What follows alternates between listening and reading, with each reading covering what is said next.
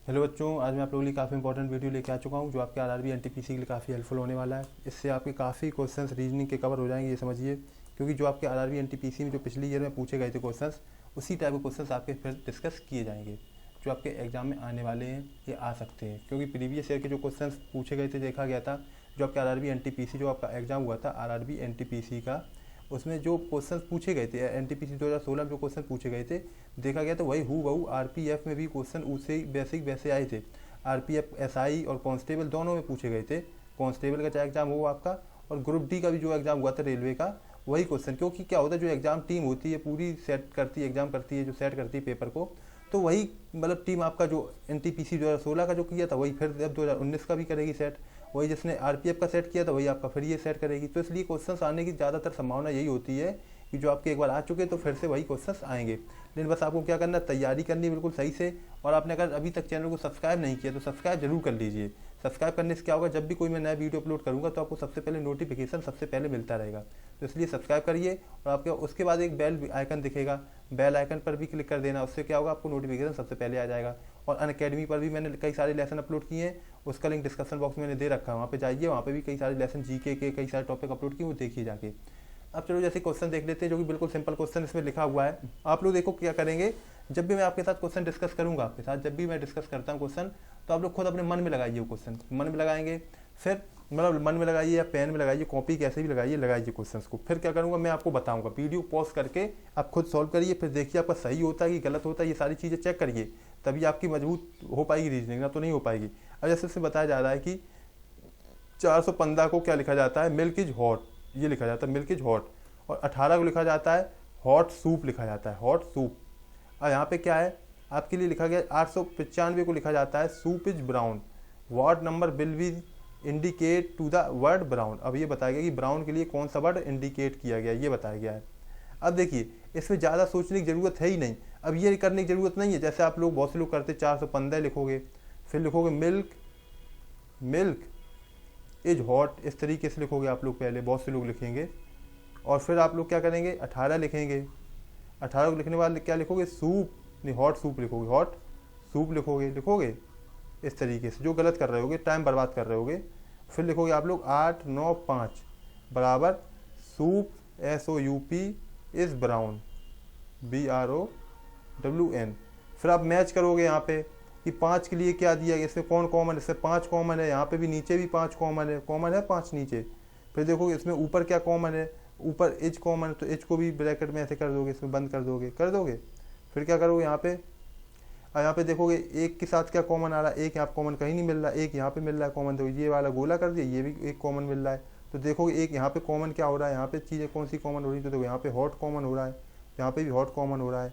तो आपको क्या मिल गया, हॉट का ये मिल गया। अब यहाँ पे देखो ब्राउन के लिए आपको देखना है, तो ये सारी चीज़ें बर्बाद क्यों कर रहे हैं समय, सब चीज़ों में, इन सब चीज़ों में बर्बाद समय क्यों कर रहे हैं, ये भी बात तो आ जाती है यहाँ पे। तो अब ऐसे कैसे करोगे, ये सब टाइम लगाओगे फिर आप यहाँ पे। अब ये देखोगे इनमें से 8 में से कौन सा है, तो 8 यहाँ पे सूप के लिए आ गया, क्योंकि तो ये 8 बचा है और ये 8 बचा, और नीचे दोनों में ऊपर कॉमन क्या है, सूप कॉमन है। तो इस तरीके से ब्राउन का क्या हो गया, 9 हो गया आपका, हो गया। लेकिन इतना टाइम आपको बर्बाद नहीं करना है, करना क्या है वो मैं आपको बताऊंगा किस तरीके से आपको शॉर्ट ट्रिक से कर देना है। ये पहले मैं इरेज कर देता हूँ सारी चीज़ें। अब देखो करना कैसे है, आपको क्या देखना था, यहाँ पे ब्राउन का कोड देखना था, ब्राउन का कोड आपको निकालना था, ये जो लिखा हुआ है ब्राउन, इसका कोड निकालना था। अब आप यहाँ पे क्या करोगे, सिर्फ ये देखोगे कि ब्राउन कहाँ से हमें मिल सकता है, कहाँ से हमें ब्राउन मिल सकता है। तो देखो यहाँ पे हमने देखा ब्राउन कहाँ कहाँ लिखा हुआ है, ये देखेंगे हम यहाँ पे। यहाँ पे हम जब देखते हैं तो यहाँ पे लिखा है मिल्क इज हॉट, ये मिल्क इज हॉट, तो यहाँ पे भी नहीं मिला हमें। और यहाँ पे क्या लिखा है देखो, हॉट सूप, यहाँ से भी नहीं मिला हमें, मिला नहीं मिला। और हमें यहाँ पे देखा कि सूप इज ब्राउन, ये स्पीड में सब देख लेंगे हम लोग, सूप इज ब्राउन सिर्फ यहीं से हमें मिल गया ब्राउन का, ये कोड यहाँ से मिलेगा। तो क्या मिलेगा, अब इसका मतलब क्या, 8 9 5। और 8 9 5 में देखो सीधे जल्दी देखो 8 कहाँ पे मिल रहा है, 8 यहाँ पे मिला, देखा सीधे हम इसी को देखेंगे, सिर्फ कुछ नहीं देखेंगे। 8 को देखा, 8 को देखा ये, और 8 एक यहाँ पे मिल गया। और यहाँ पे कॉमन क्या हो गया आपका, इसमें से सूप कॉमन हो गया, सूप को काट दिया हमने, काट दिया सूप को हमने काट दिया, यहाँ से भी सूप को काट दिया हमने, यहाँ पे हमने सूप को इसे भी काट दिया। अब क्या बचा, एज बचा, एज को और हटा दिया जाए तो काम हो जाएगा आपका पूरा। तो देखो यहाँ पे क्या दिया जा रहा है, मिल्क इज हॉट, ये नंबर ये दिया जा रहा है 415 के लिए मिल्क इज हॉट बन रहा है। और इज देखो कहाँ पे बना है जो आपको मिल जाए, तो एक इज यहाँ पे लिखा हुआ है, ये लिखा हुआ है। तो देखो यहाँ पे क्या कॉमन बन रहा है, इसमें तो 5 कॉमन बन रहा है आपका, 5 कॉमन बन गया, यहाँ पे बन गया 5 कॉमन। तो 5 आपको पता लग गया। तो अब यहाँ पे क्या बचा आपका, यहाँ पे सिर्फ 9 बचा हुआ है, 9 बचा। तो इस तरीके से यहाँ पे 9 आपका ब्राउन के लिए हो गया, ब्राउन के लिए हो गया। तो इस तरीके से आपका ऑप्शन ए हो गया, जो कि ब्राउन के लिए कोड था। ब्राउन का कोड क्या था आपका 9 था। इस तरीके से ये आंसर आ गया। और चलो नेक्स्ट क्वेश्चन देख लेते हैं। आप लोगों काफ़ी सारे लोगों का होगा जिसका भी आंसर आया वो कमेंट में जरूर लिखता जाए कि हाँ मेरा आंसर आ गया, मेरा आंसर सही है, ये जरूर बताए अपना कमेंट में। अब यहाँ पे जैसे क्वेश्चन आ जाता है आपका कि सी, ये लिखा हुआ CEJ Q को क्या लिखा जाता है, XVQJ। तो फिर BDIP को क्या लिखा जाएगा। तो देखो हम क्या देखते हैं, पहले डिफरेंस देखते हैं। तो आप सीधे सीधे दिख रहा है आपको यहाँ पे, जो दिख रहा है क्या दिख रहा है, यहाँ पे आपको दिख रहा है सी अपोजिट है, सी का एक्स अपोजिट है। मतलब क्या होता है अपोजिट का मतलब, जैसे ABCD लिखा हमने ABCDEFG और यहाँ तक जेड तक लिखा, तो जेड लास्ट का ए ये हो गया आपका, यहाँ पे आता है बाई हो गया, बाई का बी हो गया, सी का एक्स हो गया। इस तरीके से ये अपोजिट कहा जाता है यहाँ पे। ये अपोजिट को जोड़ने पर क्या होता है 27 आता है क्रम, अगर इनके अल्फ़ाबेटिकल ऑर्डर जोड़ोगे तो 27 आएगा क्रम। चलो ये चीज़ें देख लेते हैं यहाँ पे पहले। और ई का अपोजिट क्या होता है आपका, यहाँ पे वी होता है तो वी लिख दिया, जे का क्यू होता है तो क्यू लिख दिया। और यहाँ पे देखो, यहाँ पे क्यू का देखो जे, यहाँ पे जे का क्यू होता है। और यहाँ पे तो क्यू का जे होगा, क्या होगा क्यू का जे होगा, यहाँ पे क्यू का जे होगा तो जे लिख दिया, यहाँ पे जे लिखा है, टी नहीं है वो, जे लिखा हुआ है, क्यू का जे हो जाएगा। तो इस तरीके से ये हो गया आपका काफ़ी इंपॉर्टेंट। मतलब अब देखो, अब आप BDIP का कर दो, बी का अपोजिट क्या होता है, यहाँ पे इस तरीके से सारी चीज़ आपको पता होनी चाहिए। तो बी का दो, बी का अपोजिट क्या होता है, बाई होता है। बी का अपोजिट क्या हो जाएगा आपका, बाई हो जाएगा, ये ध्यान रखिए बिल्कुल। डी का डब्लू हो जाएगा, डी का डब्लू हो गया आपका। यहाँ पे आती टी, टी का आ जाता है तो टी का क्या होगा, जी हो जाता है, क्या होता है, जी होता है। ये ध्यान रखिए बिल्कुल, याद रखिए तभी आप कर पाओगे। पी का के होता है तो GT या समझ लीजिए GT के हिसाब से, और PK के हिसाब से, ये ध्यान रखिए। डी का डब्लू होता है, बी का वाई होता है, बी वाई। इस तरीके से आपका आंसर हो जाएगा। तो ये आंसर हो गया। तो देखो कहाँ पे मिल रहा है, YWG के कहाँ मिल रहा है, YWG के कहाँ पे मिल रहा है, YW दो GK। तो यहाँ पे आंसर PK आ रहा है तो ये गलत है, तो GK हो जाएगा, YWGK इसका आंसर हो जाएगा। क्या हो जाएगा, YWGK। अब यहाँ पे आता है लोड। लोड को क्या लिखा जाता है, लोड को लिखा जाता है ये कोड 64632 लिखा 1 लिखा जाता है। और फिर डोज को क्या लिखा जाएगा। तो देखो आप क्या करोगे, डिफरेंस वगैरह कुछ भी निकाल के नहीं देखना, कोई मेहनत नहीं करनी है। ये देखो लोड जो लिखा हुआ है LODES लिखा हुआ है, जो इसमें शब्द हैं वो आपके डोज में भी तो है, डोज में भी तो वही शब्द हैं। तो D मिल गया, O मिल गया, वहीं से E भी मिल गया, S भी मिल गया। तो इस तरीके से वहाँ पे रख दो। तो देखो अब यहाँ पे लोड के लिए क्या क्या लिखा गया था, LODES लिखा गया था। कोड क्या लिखा गया था, 46321 लिखा गया है, लिखा गया। डोज का लिखो DOES लिखा हुआ है। तो डी के लिए क्या हो जाएगा, यहाँ पे 3 हो जाएगा, क्या हो जाएगा 3 हो जाएगा। ओ के लिए क्या हो जाएगा 6 हो जाएगा। ई के लिए क्या हो जाएगा, ई के लिए यहाँ पे 2 हो जाएगा। और यहाँ पे एस के लिए हो जाएगा 1 हो जाएगा। इस तरीके से आंसर हो जाएगा, क्या हो जाएगा 3621 हो जाएगा यहाँ पे। तो इसका ऑप्शन कौन सा हो गया, ऑप्शन सी हो गया। कौन सा, ऑप्शन सी, ये आंसर हो जाएगा इसका। और देख लेते हैं।